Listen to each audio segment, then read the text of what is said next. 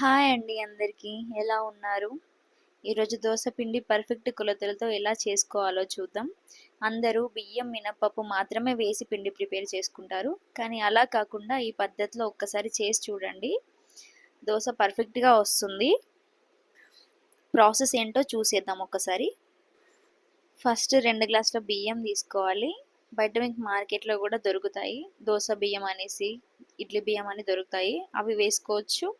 అవి అందుబాటులో లేకపోతే మన ఇంట్లో వాడుకున్న బియ్యమైనా వేసుకోవచ్చు. 2 గ్లాసుల బియ్యానికి 1 గ్లాస్ మినపప్పు వేసుకోవాలి. అంటే 1 గ్లాస్ బియ్యానికి హాఫ్ గ్లాస్ మినపప్పు. 2 గ్లాసుల బియ్యం వేసుకున్నాను కాబట్టి 1 గ్లాస్ మినపప్పు వేసుకున్నాను. అలాగే హాఫ్ టీ స్పూన్ మెంతులు, 2 టీ స్పూన్స్ శనగపప్పు వేసుకోవాలి. అవి బాగా మిక్స్ చేసుకొని 5-6 టైమ్స్ నీట్గా కడుక్కోవాలి శుభ్రంగా.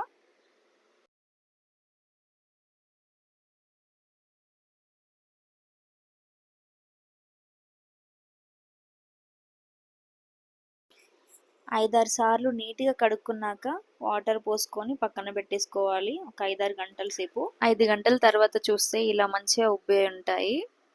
మిక్సీ పట్టుకునేటప్పుడు ఆ పిండిలోనే అన్నం వేసి పట్టుకుంటే టేస్ట్ బాగుంటుంది. దోశ టేస్ట్ అలాగే క్రిస్పీగా కూడా ఉంటుంది, బాగుంటుంది.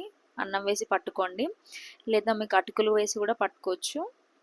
ఒక 5-6 గంటల తర్వాత చూస్తే పిండి మంచిగా ఇలా పులుస్తుంది. ఇలా బబుల్ ఫామ్ అయిందంటే పిండి బాగా పులిసినట్టు. దాన్ని ఒకసారి బాగా మిక్స్ చేసుకోండి. సాల్ట్ ఇప్పుడే వేసుకోవద్దు. మనం కొంచెం తీసుకుంటూ దోశలు వేసుకుంటాం కదా, దాంట్లో మాత్రమే వేసుకోవాలి ఉప్పు, లేదంటే పిండి పాడైపోతుంది. ఒక్కసారి బాగా మిక్స్ చేసుకొని మీకు ఎంత క్వాంటిటీ కావాలో అంత క్వాంటిటీ తీసుకొని దోశలు వేసుకోవాలి. మిగిలింది ఫ్రిడ్జ్లో పెట్టుకోవచ్చు. 4-5 డేస్ దాకా ఉంటుంది. ఇప్పుడు మనం దోశ వేసుకునే ముందు పిండిలో కొంచెం సాల్ట్ వేసుకొని కలుపుకోవాలి.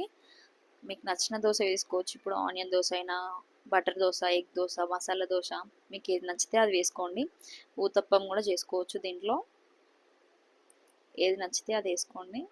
దోశ వేసుకున్నాక కొంచెం సైడ్ నుంచి ఆయిల్ వేయండి. నెక్స్ట్ వీడియోలో ఆలు స్టఫ్ ఎలా చేసుకోవాలో కూడా చూపిస్తాను మీకు. అంతే, ఈ కొలతలతో ఒకసారి ట్రై చేసి చూడండి. పర్ఫెక్ట్గా వస్తుంది దోశ. 4-5 డేస్ వరకు కూడా స్టోర్ చేసుకోవచ్చు ఫ్రిడ్జ్లో. మీకు నచ్చితే ఒక లైక్ చేయండి, షేర్ చేయండి, సబ్స్క్రైబ్ చేయండి. Thank you.